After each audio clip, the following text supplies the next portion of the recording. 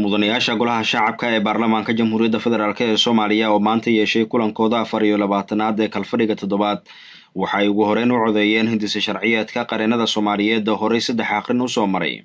waxaana natiijada codeynta ku dhawaaqay gudoomiyaha golaha shacabka mudane Maxamed Mursal Sheekh Cabdiraxmaan oo kulanka shir gudoominayay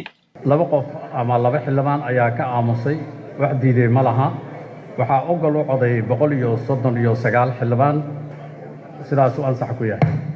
gudoomiye ku-xigeenka guddiga awqaafta arrimaha diinta cadaaladda iyo garsoorka ee golaha shacabka xildhibaan Cali Yuusuf Cusmaan Cali Ganay ayaa mudanayaasha golaha shacabka uga mahadceliyay ansixinta hindise sharciyeedkan anigoo ku hadlaya magaca guddiga cadaaladda arrimaha diinta ee awqaafta waxaan baarlamaanka federaalka Soomaaliya baarlamaanka golaha shacabka uga mahadcelinayaa sida quruxda badan ay u ansixiyeen sharciga qareenada Soomaaliyeed aad iyo aad ka mahadcelinayaan sidoo kale mudanayaasha golaha shacabka ayaa aqrinta koobaad marsiiyay hindise sharciyeedka hay'adda baaritaanka iyo sharciyeynta beeraha Soomaaliyeed waxaana warbixinta la xiriirta muhiimadda hindisahan golaha ka hor aqriyay xildhibaan Saciid Xuseen Ciid oo ah hay'adaha wasiirka wasaaradda beeraha iyo waraabka ee Soomaaliya si waafaqsan qodobada 27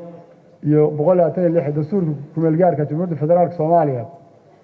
wasaaradda beeraha iyo waraabka waxay diyaarisay hindise sharciyeedka adeegyada baaritaanka beeraha Soomaaliyeed oo loogu talagalay inuu maareeyo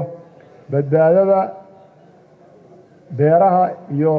sidii loo kontrooli lahaa waxyaabahaas iyaga abuurka oo kan ugu muhiimsan saldhigna waa wax kastoo la beero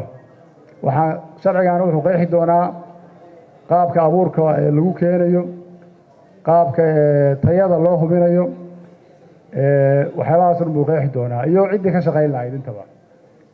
agrochemicalska ama waxyaabahan fertilizerska iyo kiimikooyinka beeraha loo isticmaalo waa wax faa'iidana leh musiibana leh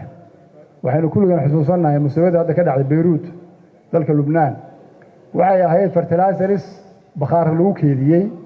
kadibna qaxay bay ahayd dhibaatada ka dhacdayna waynu ognahay waxaynu kala ognahay waxyaabahaas agrochemicalska in badan oo kamid ah in dadka nabadiidka ay u isticmaalaan siyaabo khaldan oo qaraxyada iyo waxyaabaha laga sameeyo markaas waa arrin runtii badbaado u baahan in dadkana laga ilaaliyo beeralayda laftigooduna waxyaabaha chemicalska oo la keenayo ay noqdaan nooc waddankeena munaasab u ah maba sida caadada ah chemicalska in loo isticmaalo beeraha wasaarad ahaan maba dhiirigelin annaga waxaa dadka ku dhiirigelina nooca dabiiciga ah oo dalka lagu sameeyay waxaa jira formulooyin fiican khubarada beeruhu waa joogaan tiimka la socda ayaa haddii loo baahdo sii faahfaahin doona laakiin waxaa la helayaa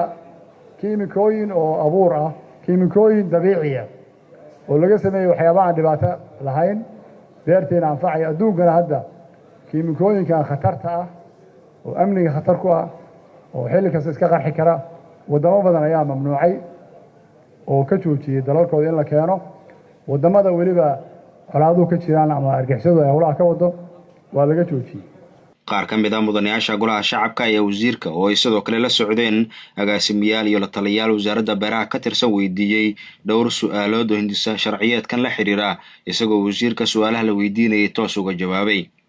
arrinta GM Foodko Cabdi Cali uu yiri wasiirka taageeray ama uu oleeyay waa wax aad la yaab leh waxa ogtiin Soomaaliya galeeyda ugu badnay taariikhda intaan wasiirka ahaa WFP beeraleyda ka iibsatay 14,000 metrik tan ayaa WFP beeraleyda Soomaaliyeed ka iibsatay anu markaan imid tirada ugu badneed gatay 2,000 metrik tan bay ahayd anaa Talyaaniga tagay WFP madaxweynaha la fariistay iri waxa kaliya aan ka rabno naga joojiyo raashinka aan soo daadinaysan marka beeruhu soo go'aan